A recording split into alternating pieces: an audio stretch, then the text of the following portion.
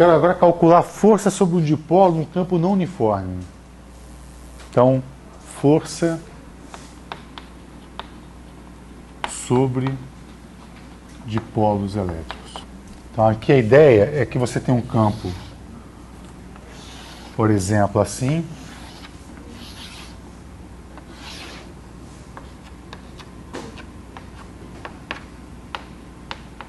Campo elétrico. E aqui está o dipolo. Né? Essa distância aqui, D vetor. Quero calcular essa força, então. Repara que aqui eu vou ter uma força aqui, por exemplo. E aqui, talvez uma força...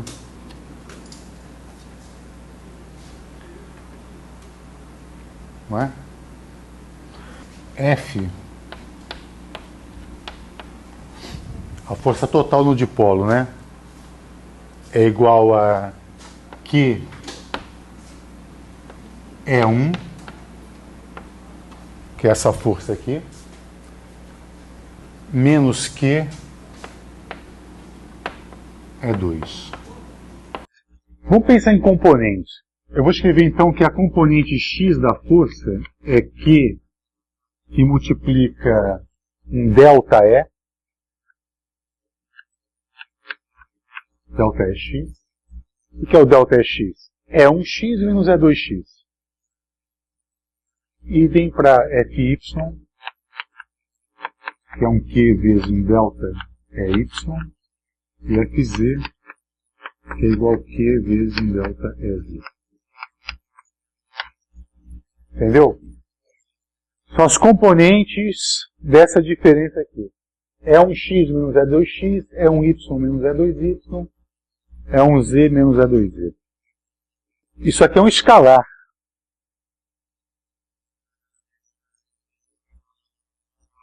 Isso aqui é quase um diferencial.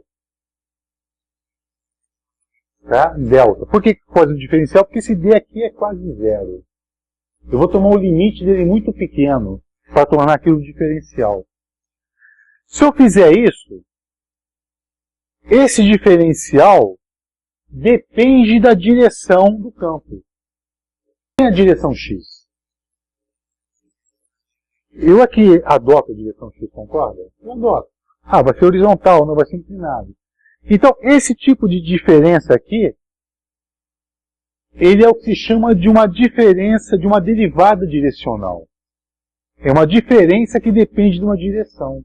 Então, se você lembra da derivada direcional, a gente escreveu assim, ó, dφ igual a um grade φ escalar um dl. Isso aqui era a derivada na direção de L.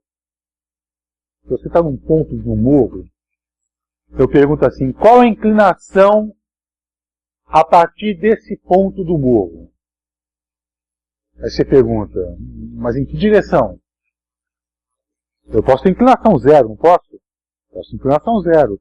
Eu posso ter inclinação muito grande, então eu posso ter uma inclinação negativa. Então, se você está num ponto de um morro, está com um rádio na mão, aí te pergunta, vem cá, qual a inclinação aí do ponto do morro onde você está? Depende. Em que direção? Então, a gente define uma derivada direcional com a projeção do gradiente naquela direção. Tanto é que o gradiente é a direção de máxima inclinação, de máxima derivada, máxima variação. Lembrou disso? Logo nas primeiras aulas, né? Então, já que esse delta EX é um diferencial, eu vou dizer o seguinte, que o dEx vai ser igual ao gradiente de EX, lembra que EX é um escalar, não é um vetor, escalar a direção que é o D, a direção do dipolo. Isso aqui é importante. Então, a componente x do vetor, o E de x, ele depende de x, y e z. Onde a componente x do vetor é maior? Aqui ou aqui? Em que ponto a componente x do vetor é maior? Em A ou em B? Porque as linhas de campo aí estão mais concentradas. É muito claro isso, né? Lá, as linhas de campo estão bastante rarefeitas.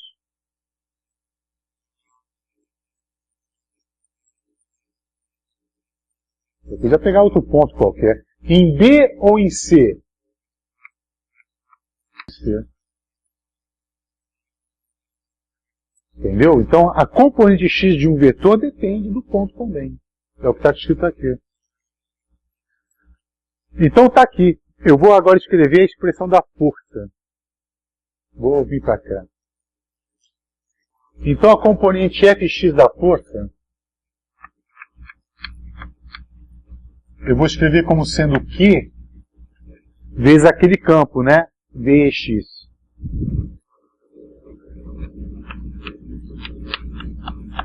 Isso vai me dar Q vezes... Isso aqui é um delta, é muito, tudo ali é pequeno, né? Tanto faz. Então, grade é x.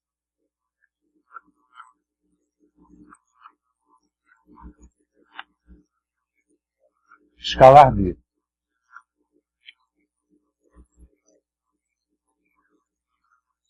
Eu vou trocar isso de posição, escrever assim, ó. Isso aqui é igual a Q d escalar grade é x. O que é esse cara aqui? É o P, não é o P? Então, eu vou ter que o fx é igual a P escalar grade é x.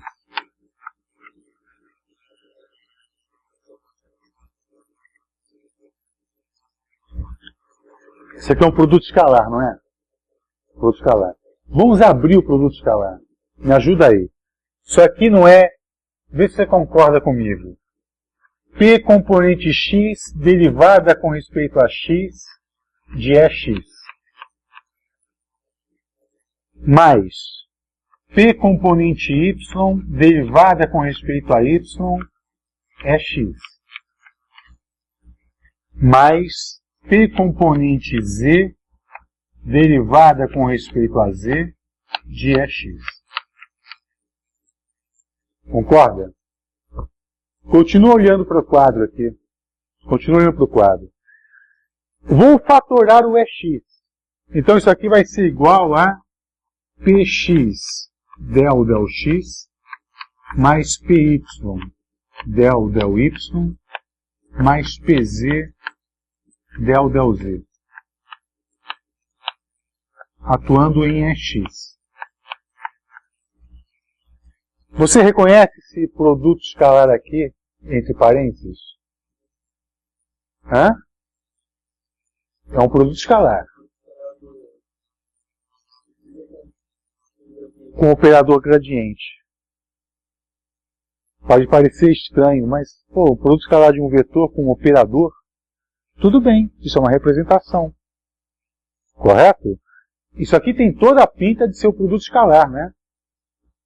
Isso aqui eu vou representar assim. Isso aqui é P escalar operador gradiente atuando em EX. O que é P escalar gradiente? É exatamente isso que está no quadro. Que quando você atua em EX, vai dar isso aqui, que é isso aqui. Está claro isso? Quem é a componente Y da força? Chuta. P escalar gradiente atuando em EY. Então, eu vou escrever a força toda, F, como sendo P escalar grade atuando em E.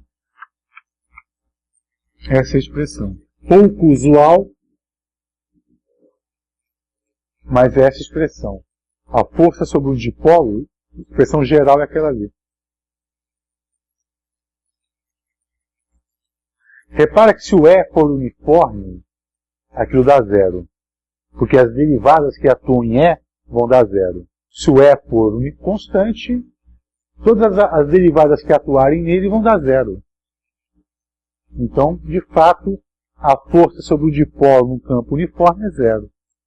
Agora, se eu tenho um campo não uniforme, então o dipolo pode ser acelerado. Né? Ele vai poder ser acelerado. A versão magnética disso aparece quando você vê o efeito Stern-Gerlach. Não sei se você já viu esse efeito. Ainda não? Tá bom, depois a gente vê. Só para... Problema 4.5, então. Então tem um dipolo que ele chama de P1. É isso? P1. E há uma distância R desse cara. Eu tenho um dipolo com uma orientação horizontal que ele chama de P2.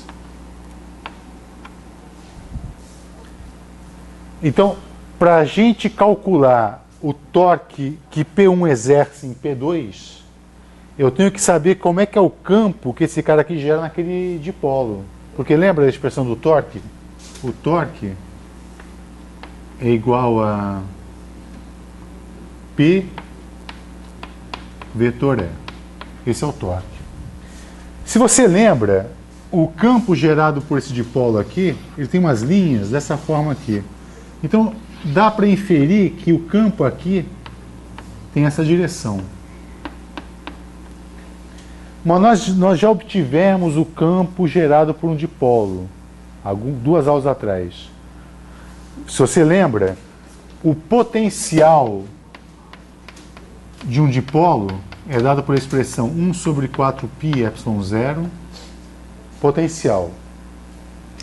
P escalar é R sobre R2. Esse é o potencial. Onde o ER é esse vetor aqui, esse versor nessa direção.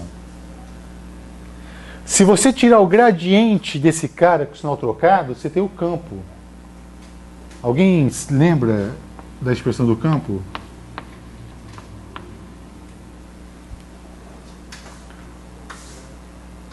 Tem que tirar o gradiente desse cara, né?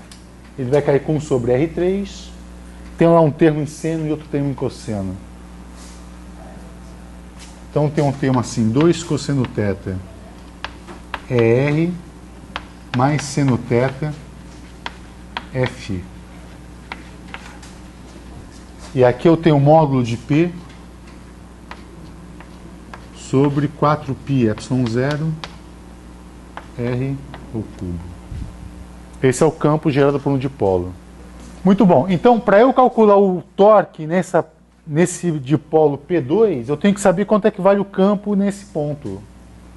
E o campo nesse ponto, basta fazer o θ igual a π sobre 2. Então, onde está P2, o campo vale. Então, em P2, o E vale P1 módulo sobre 4π ε0 R3,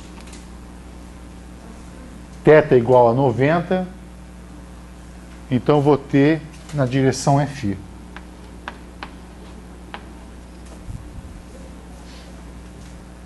Eu chamei de Φ, mas na verdade é θ ali, não é isso? Esse versor aqui, ó, é o versor polar, desculpa, hein? É θ.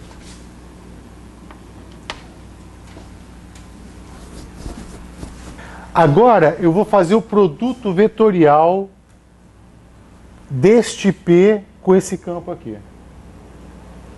Então eu vou ter que o torque vai ser produto vetorial de P2 com o campo E.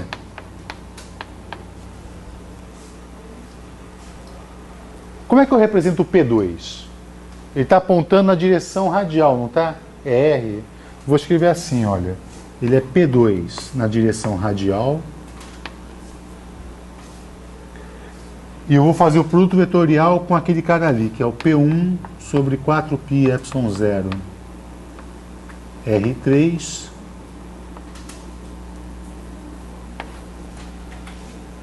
é θ.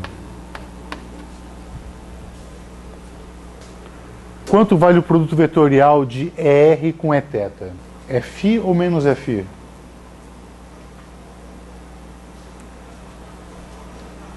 Então, o eta, ou quer dizer, o torque, vai ser igual a P1, P2 sobre 4π ε0 1 sobre R3 F. Não é? Se eu fizer o produto vetorial deste vetor com esse, vai dar um vetor na direção φ. Tá? Então você agora em casa calcule o torque que P2 exerce em P1 e compare, vê se são iguais. Se forem diferentes, por que são diferentes?